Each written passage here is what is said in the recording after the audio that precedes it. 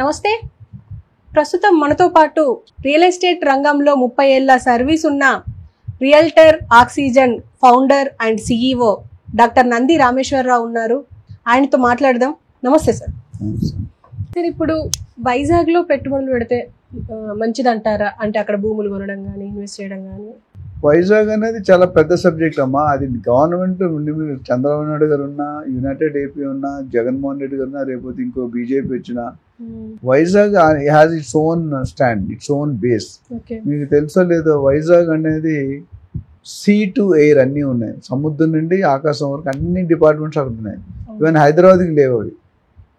వైజాగ్లో eastern naval command, biggest base south eastern command అని ఉంది. అట్లా ఆర్మీ ఉంది, government sectors, dockyard, port, harbour, VSP, steel plant, BHP, అట్లా ఎన్ఎస్టిఎల్, చాలా ఇండస్ట్రీస్ బాగా మనకంటే నాకు తెలిసి గవర్నమెంట్ ఇండస్ట్రీస్ అక్కడే ఎక్కువ ఉన్నాయి.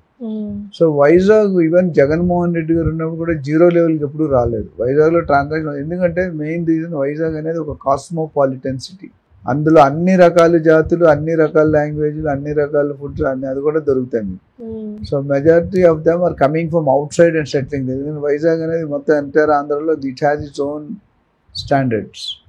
సో నాకు తెలిసి ఇప్పుడు కొత్తగా పెరగడానికి ఏం లేదు. కాకపోతే డెఫినెట్గా అంతకుముందు 5% అవ్వండి ఎక్కువనే పెరుగుతుంది స్పీడు.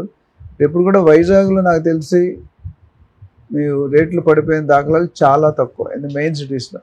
అలాగే కొంచెం ముందుకెళ్తే మీకు శ్రీకాకుళం, విజయనగరం, పెందుర్తి, కొత్త వలస, అనకాపల్లి, ఎస్కోట, దేవరాపల్లి ఇవన్నీ ఉన్నాయి. వీటిలో కొద్దిగా టైం పడుతుంది. బట్ ఇక్కడ చూసుకుంటే మీకు మెయిన్ సిటీ ఆఫ్ వైజాగ్ ఏం ప్రాబ్లం లేదు. అందరికీ వైజాగ్ అంటే జగదాంబ సెంటర్ అని తెలుసు. సినిమాల్లో మనం చూసాం, పెద్ద పెద్ద సినిమాల్లో. అండ్ అది మెయిన్ సెంటర్. ఇప్పుడు మనకి ఇక్కడ ఒకప్పుడు బేగంపేట, అబిట్స్ ఎట్లా ఉంటుంది అలాంటి సెంటర్. కానీ ఇప్పుడు అలాంటి సెంటర్లు అక్కడ కూడా మనకి కుక్కటపల్లి, గచ్చిబౌలి, కుషాయిగూడ, దిల్సుఖ్ నగర్ అన్నీ అట్లా వచ్చాయి. అట్లా అక్కడ కూడా వచ్చాయి.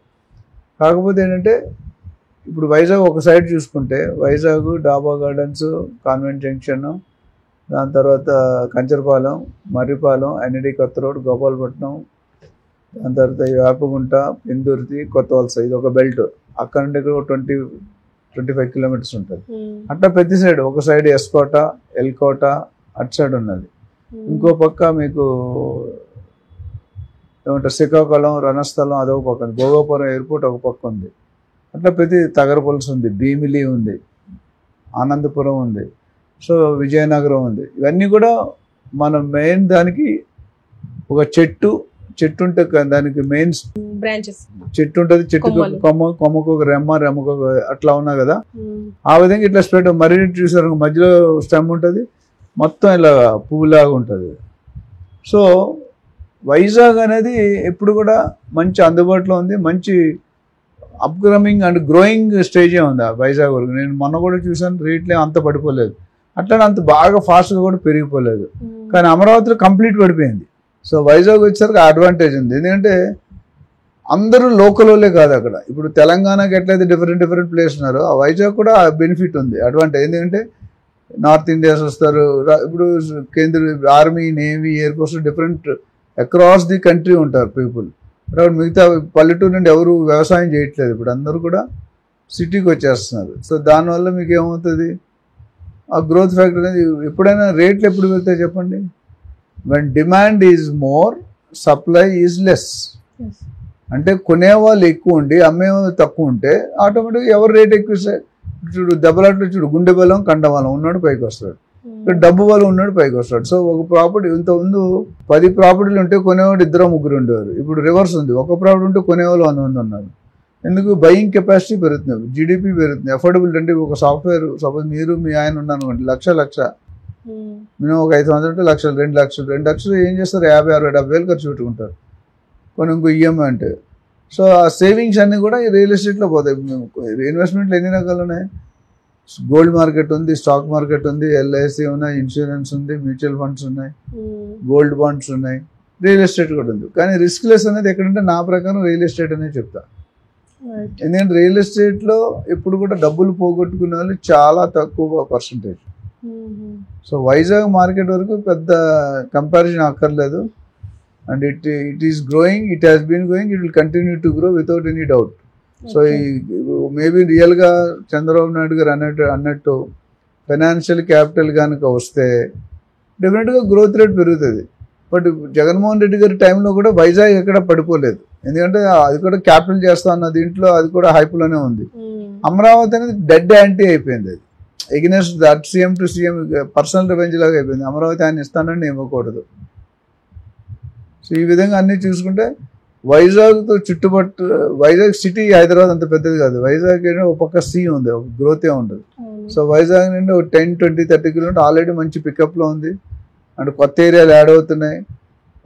వైజాగ్ అర్బన్ డెవలప్మెంట్ బాడీ మనకి ఎలాగైతే ఇప్పుడు జిహెచ్ఎంసీ, హెచ్ఎండిఏ, డిటీసీపీ అట్లనే అక్కడ కూడా ఆ విధంగా వస్తుంది. ఇంకోటి ఏంటంటే చంద్రబాబు నాయుడు గారు 150 కిలోమీటర్స్ రింగ్ రోడ్ కూడా ప్లాన్ చేస్తున్నారు.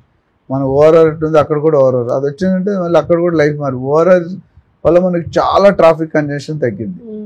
RRR వల్ల చాలా గ్రోత్ ఉంటుంది, ఎందుకంటే ల్యాండ్ అవైలబిలిటీ ఎక్కువ సేల్లోకి వస్తుంది అవైలబిలిటీలో. ఇప్పుడు ఏమైంది, గచ్చిబౌలిలో 2 లక్షలు 2.5 లక్షలు పెట్టి ఎంతమంది కొనుక్కుంటారు, కొనుక్కునే కెపాసిటీ తక్కువ ఉంది. సో ఇప్పుడు వైజాగ్ కూడా స్లోగా ఈ 5 years టర్మ్లో కొద్దిగా గ్రో అయ్యి బాగా మెయిన్ సిటీ నుండి ఎక్స్టెండ్ అయ్యే ఛాన్స్ ఉన్నాయి. అక్కడ ప్రస్తుతానికి ఏంటంటే ఎంఈపీ కాలనీ, మొబైల్వాన్పాలెం అని ఒక కాలనీ ఉంది, రిషికొండ అని ఉంది. ఇవి కొద్దిగా అప్కమింగ్ ఇప్పుడు జగదాంబ, డాబా గార్డెన్స్, ఆర్కే బీచ్, ఇక్కడ కొద్దిగా మంచి హైఫై రేట్స్ మనకి ఎలాగైతే బంజారాయిల్, జూబ్లీస్ ఉందో అట్లా. సో మిగతా ఏరియాలో ఆ స్టేజ్కి రావడానికి కొద్దిగా టైం పడుతుంది. సో ఇన్వెస్ట్ చేసుకునే వైజాగ్లో ఇన్వెస్ట్ చేస్తున్నా, నాకు తెలిసి ఇన్వెస్ట్మెంట్ ఆపలేదు. కానీ ఇప్పుడు ఈ ఫ్యాక్టరీ ఏదైతే ఉందో చంద్రబాబు నాయుడు గారు కొత్త ప్లాన్లో వైజాగ్కి ఏమేమి ఇస్తారు, అక్కడ ఏమేమి పెడతారు, ఫైనాన్షియల్ క్యాపిటల్ డెఫినెట్గా అక్కడ కూడా కొన్ని కార్యకలాపాలు చేయవలసి వస్తుంది, కొన్ని యాక్టివిటీస్ చేయవలసి వస్తుంది. అవి ఎక్కడేమి వస్తున్నాయో ఆ ప్లాన్ నాకు తెలిసి నెక్స్ట్ 3 నుండి 6 నెలల్లో వస్తుంది. కాబట్టి ఆ ప్లాన్ ప్రకారం వీళ్ళు చేసుకుంటే వైజాగ్లో ఇన్వెస్ట్ చేసుకునే వాళ్ళు ఎటువంటి దోకా ఉండదు. వాళ్ళు they will feel happy and the rate continue to grow. So ఎవరైనా దీని మీద మరింత డీటెయిల్స్ కావాలన్నా, ఏమైనా ఇన్ఫర్మేషన్ కావాలన్నా మన స్క్రీన్ మీద ఆల్రెడీ నెంబర్ స్క్రోల్ అవుతుంది, వాళ్ళు కాల్ చేయొచ్చు. కాల్ చేస్తే మనం చాలామంది సజెషన్ అంటే చాలామంది మధ్యకాలంలో బయర్స్ ఫోన్ చేస్తారు, నేను 2 కోట్లు పెడతాను, 1 నిమిషంలో చెప్పండి. 1 నిమిషంలో చెప్పలేనండి, దయచేసి మీరు అది అడగకూడదు. ఇంకో తరచు క్వశ్చన్ ఏమవుతుందంటే, సార్ మీ ప్రాజెక్ట్ ఉంటే పెట్టండి, మీ ప్రాజెక్ట్లో మేము ఇన్వెస్ట్ చేస్తాం, మీకు క్లారిటీ బాగుంది అంటే. నా ప్రాజెక్ట్సే లేవండి, నా వెంచర్. నేను ఏమైనా మంచి ప్రాజెక్ట్స్ డిటీసీపీ కానీ, హెచ్ఎండి కానీ, జేఎఫ్సీ కానీ, వూడా కానీ అప్రూవల్స్ ఉన్నవి, మంచి పర్మిషన్స్ ఉన్నవే మాత్రం నేను రికమెండ్ చేస్తాను. సో మన దగ్గర దాదాపు నేను 15,000 ట్రాన్సాక్షన్ రియల్ ఎస్టేట్లో చేశాను, 15,000 మందిని ట్రైన్ చేశాను. ఈ అనుభవంతో ఇన్వెస్ట్మెంట్ అడ్వైజ్ అని ఒక సెల్ ఉంది రియల్టర్ ఆప్షన్లో. ఆ ఇన్వెస్ట్మెంట్ అడ్వైజ్ అంటే కేవలం మీరు ఎంత పెడతారో, మీరు పెట్టే డబ్బులు బట్టి, మీకున్న రిక్వైర్మెంట్ బట్టి మీకు సరైన సజెషన్, సూటబుల్ సజెషన్ ఇవ్వబడుతుంది. దాన్ని బట్టి మీ పెట్టుబడి ఏదైతే ఉందో మరింత తక్కువ టైంలో ఎక్కువ అప్రిషియేషన్ అయ్యే ఛాన్సెస్ ఉన్నాయి. Okay sir, thank you.